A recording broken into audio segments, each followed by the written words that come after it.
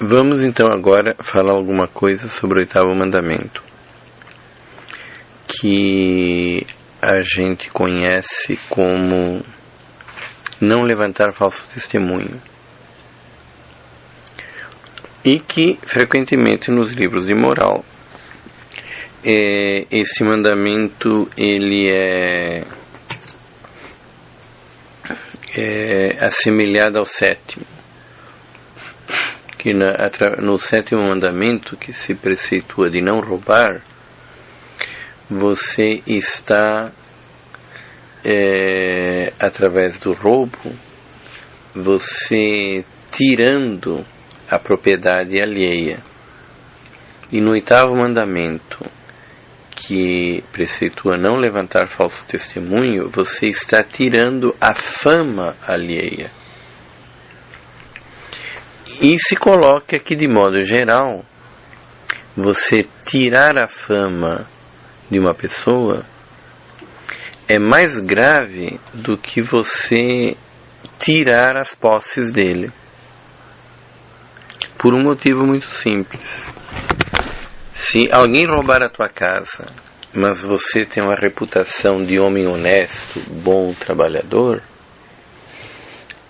você arruma um emprego e você monta outra casa.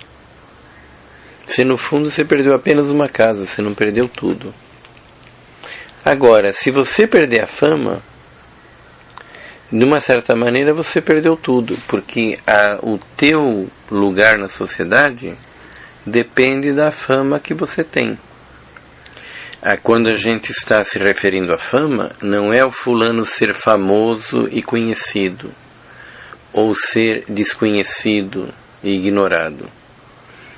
Não é esse tipo de fama. A fama que a gente está falando é você, ao ser conhecido, as pessoas constatarem que você é uma pessoa honesta, virtuosa, confiável. Então você pode ter uma boa fama e ser um ilustre desconhecido. E você pode ser uma pessoa famosa e não ter fama nenhuma, no sentido moral. Quer dizer, se você é famosa, conhecida por todo mundo, mas todo mundo sabe que você não presta, você não tem fama nenhuma. Se ninguém te conhece, mas todo mundo que está perto de você atesta de joelhos que você é a pessoa mais honesta do mundo, e se alguém, ignorando que você existe, souber que você existe e fizer uma pesquisa, ele constatar que você é uma pessoa honesta e confiável, a tua fama é enorme.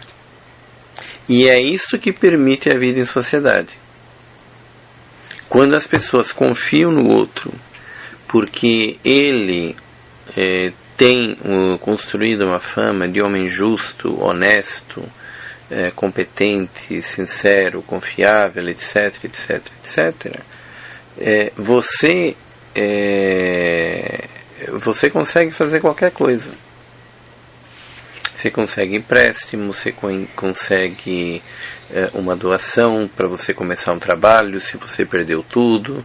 Se você já tem um trabalho, você consegue bons contratos, porque as pessoas confiam no teu produto, confiam na tua palavra. E então você nunca vai estar em maus lençóis. Sempre vai ter os amigos que te ajudem, ou pessoas que estejam dispostas a te ajudar. Se você, ao contrário, tem uma péssima fama, você está roubado. Você não consegue fazer absolutamente nada. Você perdeu a coisa mais preciosa do mundo, mais do que qualquer propriedade. É por isso que muitas vezes os fulanos que saem de um presídio, depois de terem cumprido penas longas por crimes horríveis, eles não conseguem reconstruir a vida. Porque mesmo se eles forem pessoas competentes do ponto de vista profissional, é que eles não perderam completamente a fama. Então, o sétimo mandamento, ele proíbe que a gente cause dano à propriedade alheia. O oitavo mandamento, a gente proíbe que a gente cause dano à fama alheia. Tá? E no seu gênero, você tirar a fama é mais grave do que você tirar a propriedade, por causa disso que eu acabei de falar. Então o sétimo e oitavo mandamento, eles estão profundamente relacionados com a questão da justiça. O respeito ao próximo,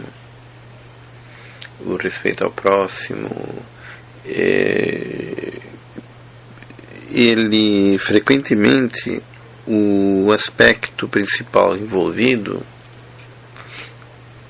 é a questão do descontrole do irascível, do ponto de vista psicológico. O sétimo e oitavo mandamento, eles envolvem questão de justiça.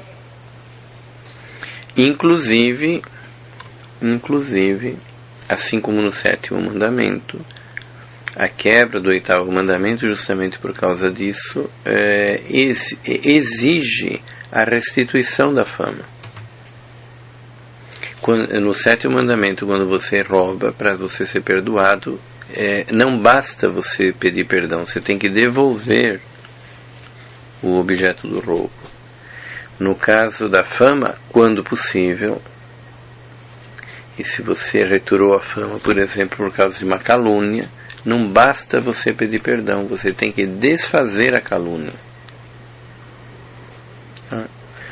Bom, então,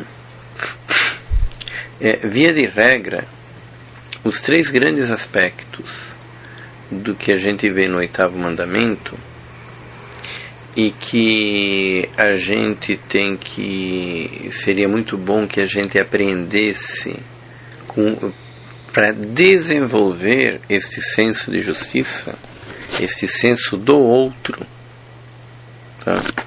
Quer dizer, a grande coisa, a grande diferença da justiça para a castidade e para a paciência é que, no fundo, a paciência ordena a nossa psicologia interna em relação a nós mesmos. Você não se irar fora das medidas e você controlar os seus desejos de concupiscência. Então é uma ordenação interna. A justiça, ela ordena a gente não tanto para conosco, mas para as coisas externas, as pessoas externas. Então ela, num certo sentido, exige um nível de consciência maior. Não basta que a gente seja dono de si próprio, a gente tem que também ser capaz de ter a consciência do justo valor do outro. É uma maneira da gente aprender a estender a virtude, digamos assim, ao mundo exterior que nos rodeia. A gente, ao dar o salário justo, ao a gente repassar o supérfluo às pessoas que têm e padecem necessidade extrema, nós estamos, no fundo, conscientizando-nos, aprendendo do ponto de vista moral a ter uma sensibilidade para com a realidade externa, do ponto de vista moral. E, de uma certa maneira, o oitavo mandamento está dentro disto, porque, no fundo, o oitavo mandamento é uma questão de justiça para com o próximo, e a respeito de um bem que é mais sutil, mas é mais importante do que a própria propriedade, que é a fama do indivíduo. Normalmente nós não temos consciência disso. E de uma certa maneira é um pecado que é inclusive muito comum nas pessoas do sexo feminino, de falar mal dos outros, etc. Isso envolve, para que a gente possa se corrigir disso, uma consciência grande da existência do outro. Envolve que a gente saiba se colocar na pele do outro como se fôssemos nós mesmos. Então, isso é algo que é uma preparação muito forte para o mandamento de amar ao próximo como a si mesmo. Então, o indivíduo que não tem esse senso de justiça está longe desse mandamento. Então, existem 3 aspectos importantes no 8º mandamento. O mais grave de todos é o da calúnia. Calúnia é o ato pelo qual nós atribuímos a uma pessoa uma culpa que ele não tem. Você acusa alguém de ter cometido um pecado grave que ele realmente não fez. Então, que ele roubou, que ele matou, que ele estuprou, que ele mente, etc, etc. E a calúnia normalmente se refere principalmente a estas coisas que, ao serem feitas, são moralmente más. Você pode caluniar também atribuindo um defeito grave a uma pessoa. Mas, de modo geral, o que realmente tira a fama do indivíduo são as coisas no campo moral. São aquelas acusações de coisas que tornam uma pessoa má. Roubo, adultério e assim por diante. Geralmente não é propriamente uma calúnia quando você atribui um defeito, a não ser que seja um defeito que desmereça o indivíduo, um defeito que ele não poderia ter pela profissão que ele exerce ou pelas coisas que normalmente ele faz. E, de modo geral, a calúnia ela ocorre na grande maioria das vezes quando a gente atribui a alguém alguma coisa moralmente má. Então, nesses casos, nós não só incorremos num pecado grave ao fazê-lo isto com advertência e consentimento, como também a gente incorre no dever de desfazer a calúnia. Então, se você acusa que alguém roubou e não era verdade, você não pode pedir o perdão sacramental se você não se compromete a desfazer a calúnia a todos quantos a calúnia chegou, tanto quanto possível. Então, se você acusou alguém num jornal de que o fulano é ladrão e não era, você tem que publicar naquele jornal um esclarecimento que aquilo não era verdade. Você, teoricamente, o que você é obrigado a fazer é desfazer o dano. Então, não interessa para desfazer o dano se você está declarando que você fez de propósito, de má vontade, ou se foi um engano involuntário. Para desfazer a calúnia, não interessa que você declare as suas verdadeiras intenções. O que interessa é que fique bem claro que o fulano que foi acusado de roubar, ele não roubou.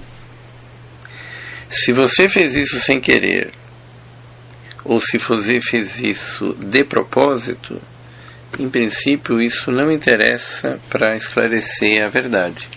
Então, você não é obrigado a dizer isso. Eu caluniei de propósito, de maldade. Você pode dizer, houve um engano. De fato, houve um engano, maldoso e proposital. Mas se disser que houve um engano, as pessoas normalmente entendem que foi sem querer, apesar de você não estar dizendo isto. Então, houve um engano. Lamentavelmente, foi divulgada uma notícia errada. O fulano tal, que foi acusado disso e disto, ele é totalmente inocente, ele nunca fez isso, é uma pessoa ótima, excelente. Se a coisa evoluiu para mais do que o âmbito daquele jornal, você publicou a calúnia naquele jornal local e depois espalhou para o Brasil inteiro, você tem que arrumar um jeito de fazer a notícia chegar mais ou menos no âmbito aonde ele foi danificado. Quer dizer, você tem a obrigação de desfazer o dano que você fez.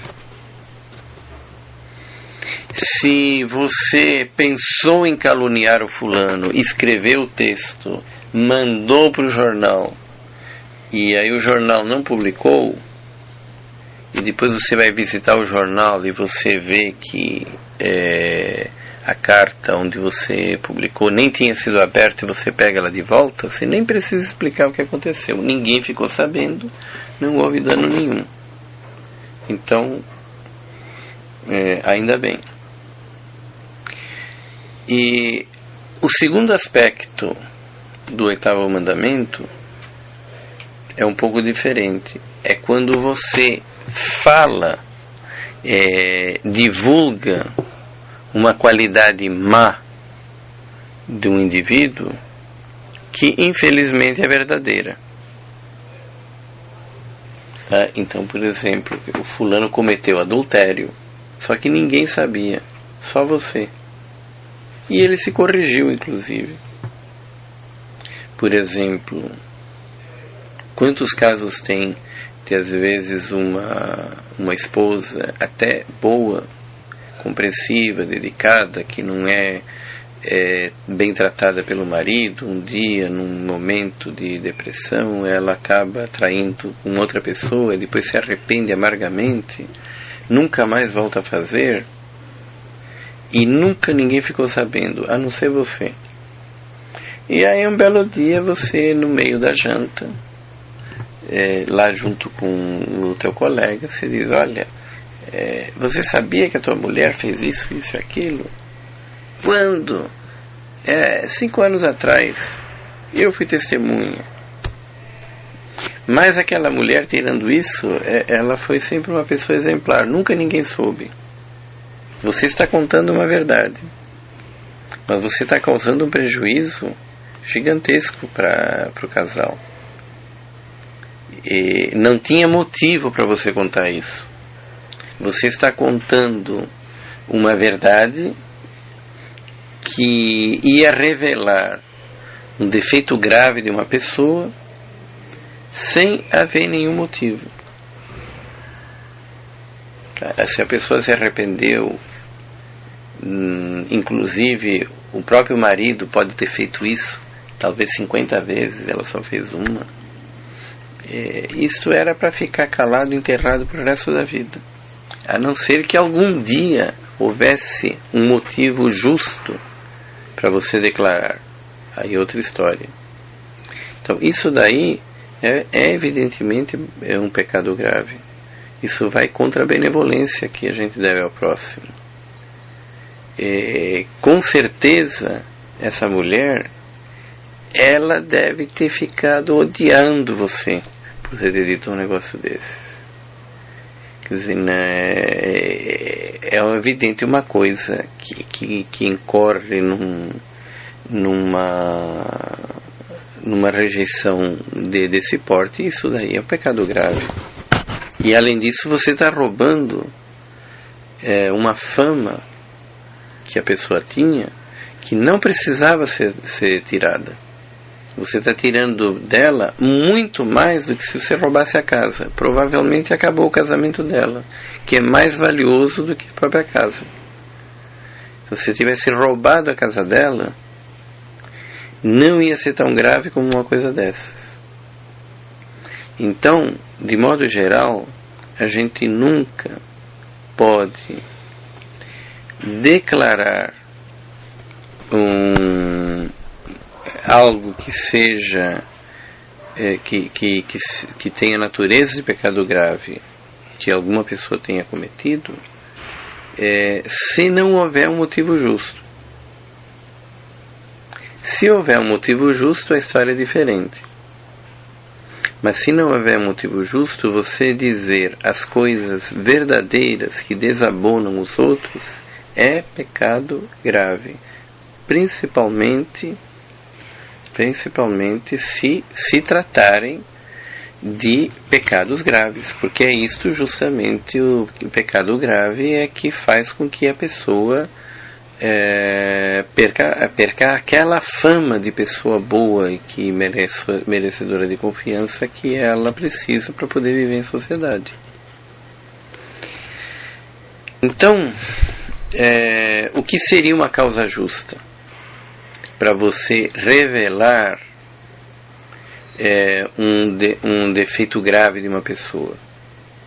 Defeito grave, de modo geral, são os pecados graves. A não ser que não seja um pecado grave, mas seja uma qualidade que o fulano ele necessita de conservar a fama dele para a profissão ou para o posto que ele está ocupando na sociedade. Geralmente são os pecados graves. Então, o que se justificaria uma coisa dessas? Primeiro, evitar um mal maior. Evitar um próprio pecado grave. Ou um mal muito grande, proporcional à revelação que você está dando. Então, por exemplo, um fulano é viciado em drogas, mas ninguém sabe. Se isto não está causando mal para ninguém, não é justo você contar para todo mundo que fulano é viciado em drogas. Então, se isso não está causando mal para ninguém, é um problema dele por enquanto. O que você deve ir lá aconselhar ele e não falar para todo mundo. Agora, muito diferente é se fulano é viciado em drogas, ninguém está sabendo, e ele é noivo de uma menina, filha de uma boa família, que quer constituir uma família cristã, honrada, e vai casar com fulano que é viciado em drogas e ela não está sabendo. Então, num caso desses, é absolutamente justo você chegar para essa moça e dizer: escuta, eu queria te falar uma coisa, em particular. O indivíduo com quem você vai casar, ele é viciado em drogas. Assim, assado e cozido. Se ela entendeu, muito bem. Se, apesar de todas as evidências, você vê que ela não quer acreditar, que ela está cega, certo? E que ela, inclusive, ficou irada com você por você dizer algo que ela reputa uma mentira, e você tem certeza que aquilo é verdade e vai arrebentar a vida dela, que ela só vai perceber isso depois de casada, você também tem direito de ir falar com o pai dela, com a mãe dela. Isso não é falar mal dos outros. Isso é justo e pode inclusive ser obrigatório. A mesma coisa, um indivíduo que roubou a vida inteira, ele só vive para roubar, só que ninguém está sabendo, e ele se candidata à prefeitura, ou ao governo do estado, ou à presidência da república, e só você sabe, e você sabe inclusive que ele está fazendo isso, dado o passado dele, porque na prefeitura, no governo, na presidência, aí ele vai roubar mais do que todo o resto da vida dele já roubou. Então é justo e correto você escrever um artigo de jornal ou denunciar publicamente que o fulano fez isso, porque aquilo está servindo a falta de conhecimento, ele está usando como arma para poder causar um prejuízo muitíssimo maior. Então, você evitar um mal maior ou um mal proporcional justifica plenamente você avisar a quem de direito tenha que saber sobre os males que no momento estão ocultos. Um outro motivo que considera-se que justifique você revelar um defeito grave de alguém é quando você precisa pedir um conselho para você resolver um problema. E você não pode explicar o que está acontecendo sem você explicar que o fulano que está envolvido na história não presta. Então, por exemplo, tem um indivíduo que ele é um ladrão, mas ninguém está sabendo disso. Ou ele tem um passado condenável. E aí ele pede para você ir trabalhar com ele. Certo? E você não sabe se você vai aceitar ou não, porque o trabalho que está sendo pedido é um trabalho honesto. Certo? Você não vai roubar no teu trabalho. O trabalho não foi feito para roubar, mas você sabe que o fulano é um ladrão. Tá certo? E aí, o único jeito de você resolver a história é você pedindo um conselho para alguém, por exemplo, que trabalhou naquela repartição. Ou trabalhou em serviços semelhantes. E aí você vai ter que explicar, olha, o fulano me convidou, mas ele é um ladrão. E ele me convidou para esse serviço. Você acha que eu devo aceitar ou não? Jamais ele vai entender o que você está falando se você não explicar que ele é ladrão. Então, nesse caso, na verdade, no fundo é o mesmo do anterior. Você está querendo evitar um mal maior, ou um mal proporcional. E principalmente, se você está pedindo conselho, não para o delegado de polícia que tem que prender o indivíduo, mas você está pedindo conselho, ou melhor, você está pedindo conselho não para o jornalista que vai publicar a coisa no jornal, certo? Mas você está pedindo conselho para alguém que vai manter a devida reserva, que vai ficar só entre eles, é um homem prudente e que vai entender a coisa, então isso é um motivo justo. Obviamente, eu estou me referindo a um caso de alguém que roubou, mas que ele não está ameaçando imediatamente roubar mais alguém. Talvez não seja o exemplo mais adequado. Mas em suma, você pediu um conselho para alguém que é um homem prudente e que não vai espalhar para todo mundo de que sobre uma pessoa que tem algum passado condenável em alguma coisa, isso não é uma coisa errada, porque é uma coisa proporcional. Também não se considera que seja errado falar mal dos outros quando todo mundo já está sabendo do que o fulano fez. Então, por exemplo, existem pessoas que têm fama de serem grandes ladrões e todo mundo sabe disso. É público e notório. No Brasil existem muitas pessoas assim. Se você comentar isso com alguém e você comentar que determinada pessoa é um corrupto, isso daí não é uma coisa errada, porque o erro está justamente em você roubar a fama de alguém ou tirar a fama de alguém sem um motivo justo. Se ele já perdeu completamente a fama, você não existe nada que você esteja tirando dele que ele já não tenha perdido. Então isso daí não é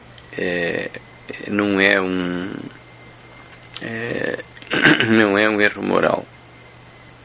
Então, aquelas pessoas que na história já ficaram marcadas por terem sido assassinos, ladrões, etc., e que todo mundo sabe, você falar disto não é absolutamente nenhum erro. Todo mundo sabe que o Hitler mandou matar milhões de judeus, ou milhares de judeus, nos campos de concentração. Se você comentar isso com alguma pessoa, o Hitler já perdeu a fama dele até o dia do juízo final. Então isso daí absolutamente não é erro nenhum.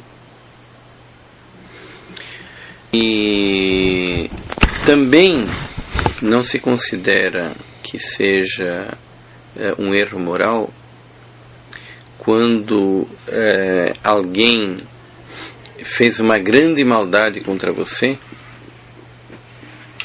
e que ninguém está sabendo, mas é uma maldade muito grande, e você, naquela angústia, naquela tristeza, você vai e desabafa com o teu grande amigo, ou com a tua esposa, ou com o teu pai, ou com o teu melhor amigo, e é uma coisa que vai ficar circunscrita àquele ambiente.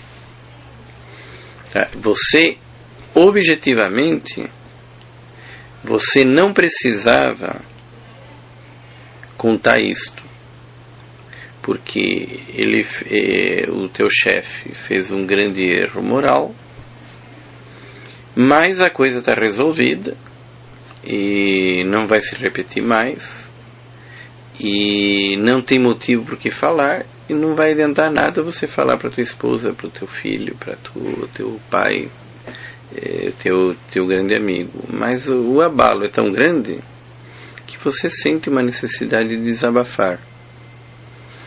E se aquilo ali ficar circunscrito, se ficar circunscrito naquele ambiente, você com teu amigo, etc., isso daí não se considera um pecado grave ou matéria grave, e principalmente, inclusive, se o teu amigo não tiver conhecimento do outro, tá? Principalmente se ele sabe quem é o outro, mas eles não convivem juntos, então você não está subtraindo grande coisa da fama dele, tá? E principalmente ainda se for uma pessoa discreta, que sabe guardar reserva e etc. Às vezes, inclusive,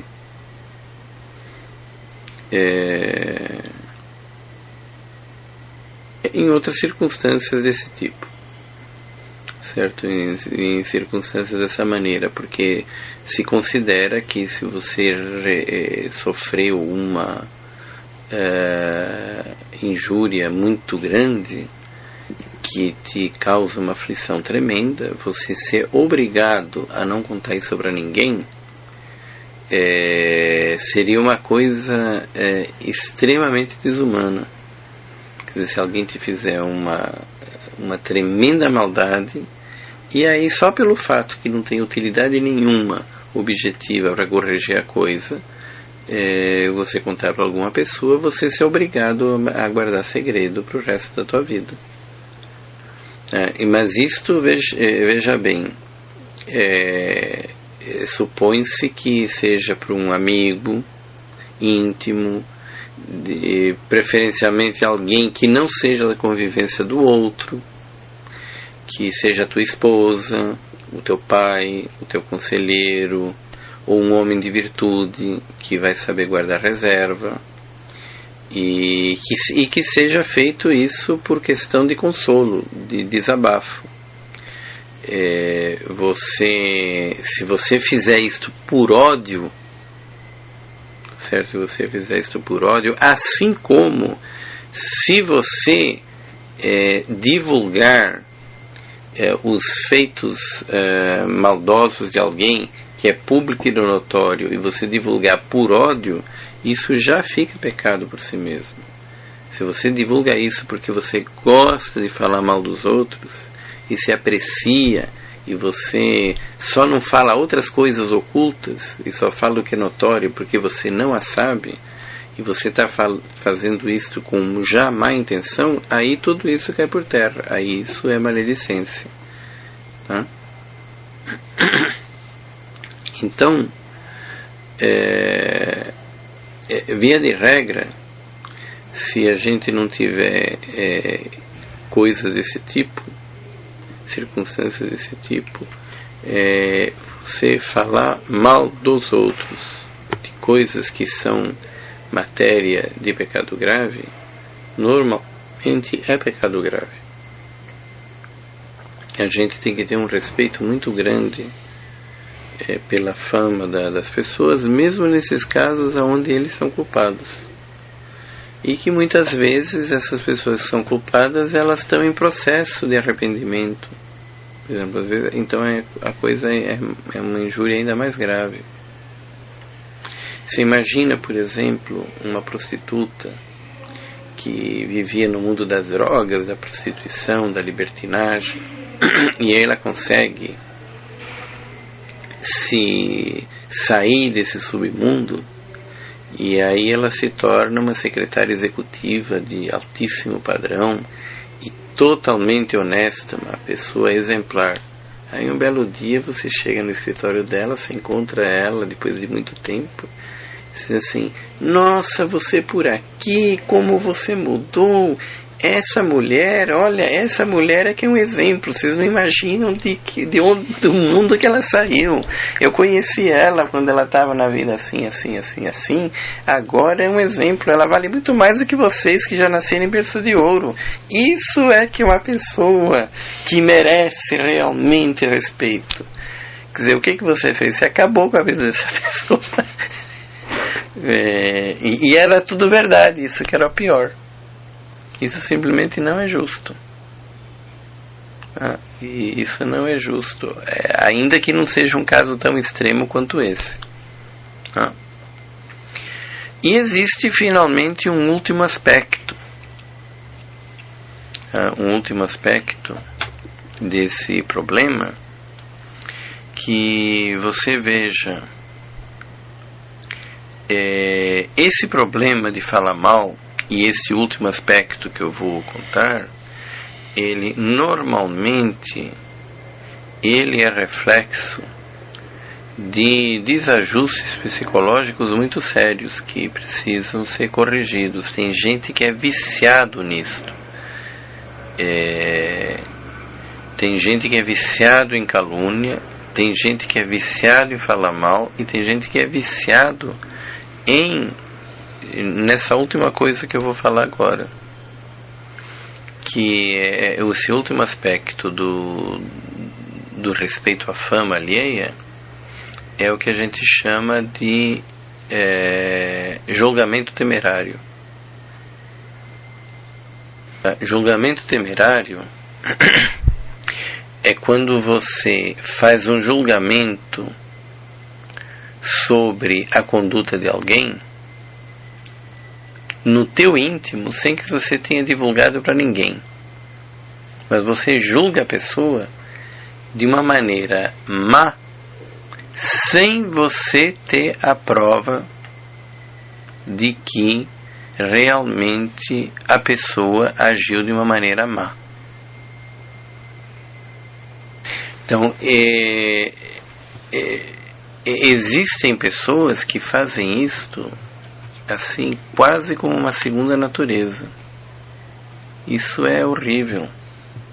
E obviamente, isso daí é um empecilho à prática do amor ao próximo. A prática do amor ao próximo tal como Jesus a entendia. De você dar a todos, inclusive aqueles que te ofenderam, aqueles que te prejudicaram, uma benevolência que inclua um perdão ilimitado. E o julgamento temerário, um caso típico de julgamento temerário é quando, por exemplo, naqueles lugares onde existe preconceito contra os negros, se houve um roubo na loja, com certeza foi o funcionário negro. A menos que você tenha encontrado o criminoso e tenha as provas evidentes, se você não consegue encontrar quem foi, só pode ser o João, que é o fulano de cor. Você tem certeza que foi ele. Você não vai acusá-lo porque você não tem provas. E você sabe que Você nem vai falar disso, porque ele pode te processar. Mas que você julga no teu íntimo que foi ele, sendo que você não tem nenhuma prova que foi ele. Você pode desconfiar que foi ele, levantar a hipótese. Essa é outra história. Mas você dá como certo que foi ele, sem você ter a prova, isso é julgamento temerário. Então você só pode atribuir no teu íntimo uma culpa grave para alguém quando você tem a prova evidente que é aquilo. Só que as pessoas que incorrem em julgamento temerário, elas normalmente acham que qualquer coisa é prova evidente. Se o cara é negro e você não achou verdadeiro, só pode ser ele. Certo? E assim, frequentemente, você atribui aos atos das pessoas intenções maléficas que elas não tinham. E você acha com certeza que só pode ter sido por causa daquilo. Você levantar a hipótese é uma coisa certa. Se houve um roubo no Vaticano, você pode inclusive levantar a hipótese que foi o próprio Papa. Certo? É uma hipótese remota. Mas como mera hipótese de trabalho, se você é um detetive que foi chamado para investigar o caso, você não pode descartar essa hipótese de cara. Pelo menos não com certeza total absoluta. Mas uma coisa é você colocar uma hipótese, inclusive remotíssima. Outra coisa é você dar como certo que o culpado é o fulano de tal, sem que tenha sido. E você achar que um indivíduo que fez tal coisa só podia estar sendo movido por tal intenção.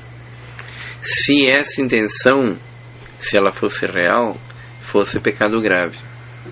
Mesmo que você não diga para ninguém. Na prática, muitas vezes, quando as pessoas são verdadeiramente boas, às vezes elas se enganam, porque elas uma pessoa que seja verdadeiramente boa e virtuosa, às vezes ela pode estar cometendo um julgamento temerário e ela não tem verdadeira consciência disso, porque ela acha que os indícios são suficientes quando na verdade não são, mas ela acha sinceramente que são.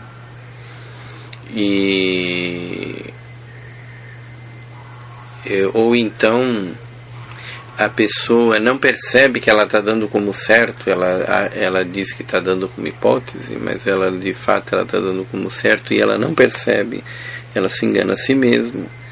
Mas esses enganos normalmente elas podem acontecer com pessoas que são muito tementes a Deus e estão acostumadas com a virtude.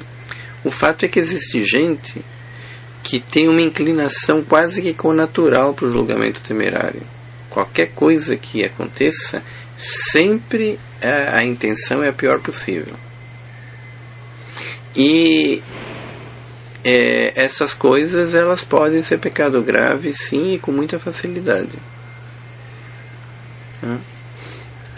Você, de modo geral, atribuir como certo a alguém uma culpa grave, sendo que você não tem a prova certa, isso daí, mesmo que não cause uma retirada de fama da pessoa, porque você não contou nada para ninguém, isso daí é uma coisa injusta. Isso é injustiça. Você não tem direito de pensar mal de uma pessoa se você não tiver a prova clara daquilo. Você pode suspeitar. E isto é uma coisa... isto eu vejo que quando as pessoas fazem muito isso, elas não param mais de fazer isso. Se você começa a cultivar isto é uma escada uma escada escorregadia terrível. Se você começa a ter um pouco disto e você não se corrige, em questão de anos isso vira um vício que a gente dificilmente consegue largar. Então, apesar de parecer uma coisa inofensiva, isso é muito grave. E inclusive do ponto de vista da convivência da gente. E quando as pessoas começam a ter isto em uma grande quantidade, inclusive difícil de trabalhar com pessoas assim. Quer dizer, as pessoas começam, qualquer coisa que aconteça, ela vai enxergar sempre da pior maneira. E daí ela vai tomar decisões erradas para a própria vida dela. Quer dizer, a pessoa que ia fazer o bem, ela vai fugir dela. Ela vai acabar caindo na mão das pessoas que querem fazer o mal para ela. Ela está vivendo num mundo fantástico, onde ela vai interpretar as coisas da maneira totalmente contrária que objetivamente ela deveria estar fazendo para o bem dela própria, para tomar as atitudes dela. Quer dizer, a maior vítima é ela mesma, fora o fato de que isso é uma coisa injusta. Quer dizer, no fundo, veja, essas pessoas não desenvolveram o senso de justiça. Esse senso de justiça que é indispensável para a prudência. Não existe prudência se primeiro as virtudes básicas não se desenvolvem. Porque do mesmo jeito que não adianta ter um maestro se os músicos são uma droga. E mesmo que um músico seja uma droga, não adianta fazer uma orquestra se o violino é uma maravilha, mas o clarinete está totalmente desafinado. Então, no fim, a música vai ser o fim da picada. Essas pessoas, elas não desenvolveram um senso agudo de justiça, de atribuir ao próximo aquilo que é do direito delas.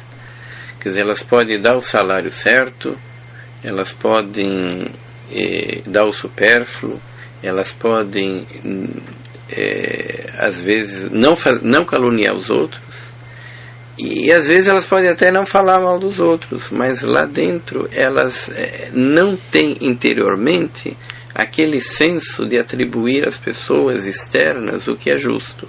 Se elas tivessem, se elas fossem o outro, se elas pudessem se colocar no lugar do outro, e o outro tivesse ouvindo o que ela está pensando deles, e simplesmente eles perceberiam um mundo fantástico e que perceberiam que essa pessoa não consegue entender o outro enquanto o outro. Então falta esse item do senso de justiça, que são as três virtudes cardeais principais que a gente tem que desenvolver, que vão puxando todas as outras antes que possa se exercer a prudência de uma maneira correta. Quer dizer, como é que uma pessoa pode ser prudente se ele não é casto? Se ele desliza na castidade o tempo todo? Quer dizer, a falta de castidade vai fazer ele fazer o julgamento errôneo na hora de agir. Ele vai preferir a mulher sensual do que a pessoa certa para fazer o trabalho certo. Se a pessoa ela é viciada em julgamento temerário, como é que ela pode desenvolver a prudência? Se a toda hora ela está julgando dentro dela um mundo fantástico porque ela não consegue ter o senso de justiça do outro. A prudência simplesmente não funciona. Ela vai tomar decisões erradas, não vai coordenar as coisas direito, nunca vai se desenvolver a prudência. E inclusive, se a prudência não se desenvolve nas coisas pequenas, ela não consegue se desenvolver na vida como um todo, para poder levar a contemplação. Então é uma tragédia, mas isso faz parte do senso de justiça. E num certo sentido, para algumas pessoas, a questão do julgamento temerário é mais delicado, porque a pessoa que está tudo certo no resto, mas ela tem o vício do julgamento temerário, ela, como é que se diz? Ela simplesmente ela não sabe que é senso de justiça. Ela pode externamente observar a justiça, mas internamente ela não tem o senso de justiça. Ela tem uma desordem na vontade radical. E aí não existe prudência. E sem a prudência não existe o trabalho harmônico das virtudes. Não existe aquela música. O violino é uma maravilha, mas a música não presta. E se uma música não presta, a sinfonia da vida inteira, se ela não consegue tocar uma música, não vai conseguir tocar a sinfonia da vida inteira.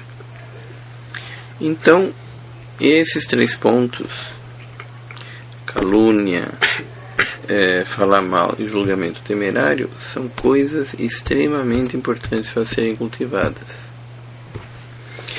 Você tem um exemplo fantástico do oposto do julgamento temerário na vida de São Tomás de Aquino. Quando São Tomás de Aquino era estudante já universitário, ele foi transferido da Itália para a Alemanha. Aí quando chegou na Alemanha, ele se integrou num ambiente que ele não era conhecido, e ele ouvia as aulas com o maior silêncio. Ele ouvia, anotava, não falava nada. Você deve conhecer esse fato. E aí as pessoas estranhavam que ele não falava nada e acharam que ele era um débil mental. Então um dia fizeram uma brincadeira. Você quer ver como ele é débil mental? Eu vou dizer para ele que tem uma vaca voando no céu. Você vai ver que ele vai para a janela. Não ninguém é tão idiota assim. Você está tirando sarro. Não, você vai ver. Aí o fulano foi: Tomás, olha, tem uma vaca voando. Aí o Tomás se levantou e foi achar até a janela. O pessoal ficou estupefato. E o que é pior é que quando ele voltou, ele ainda disse: não tinha nenhuma vaca voando, eu não vi. E aí todo mundo rindo. Falou: Kia, onde que você já viu uma vaca voando, Tomás? Não tem vaca voando nenhuma. Então vocês mentiram? Agora que você está percebendo que nós mentimos, mas onde que você está com a cabeça? Você é doido por acaso, ou idiota? O que você está fazendo estudando aqui junto com a gente? Aí ele explicou: olha, na verdade eu achei estranho. Só que vocês são seminaristas. Então eu falei: olha, eu nunca vi uma vaca voar, mas também eu nunca vi um seminarista mentir. Então eu prefiro achar que a vaca está voando e que não que o seminarista estivesse mentindo. Agora eu estou surpreso. Então vocês mentiram? Ficaram boquiabertos. Mas você veja, isso é o oposto do julgamento temerário. Isso é o oposto do julgamento temerário. Quer dizer, mesmo quando estava evidente que eles estavam mentindo, Tomás de Aquino quis ter uma prova. Não, para Deus nada é impossível. Tá certo? E um seminarista não mente. Quem sabe? Eu só vou poder ter certeza quando eu for olhar. Aí ele foi e viu. Certo? Isso também é um senso de justiça. Reflete um senso. Isso não reflete uma idiotice, reflete um senso de justiça tremendo. E esse mesmo senso de justiça que, quando ele fez a Suma Teológica, fez todas as coisas estarem equilibradas no seu lugar. E na Suma Teológica é um livro equilibradíssimo, sensato, onde cada coisa é dado e colocado no seu justo valor, na sua justa posição. No fundo, é exatamente porque ele foi olhar a vaca, se tinha uma vaca voando. Se ele não tivesse ido, se ele não tivesse esse senso de justiça, que ele estava tão convicto de não fazer um julgamento temerário, que até naquele caso ele falou, olha, vaca não voa, mas eu vou olhar. Certo? E o senso de justiça era tão grande que acabou se refletindo em tudo o resto. Então essas coisas a gente tem que fazer questão de cultivar mesmo, porque inclusive os grandes erros começam nas pequenas coisas. Certo? Bom, então nós terminamos aqui a questão do 8º mandamento.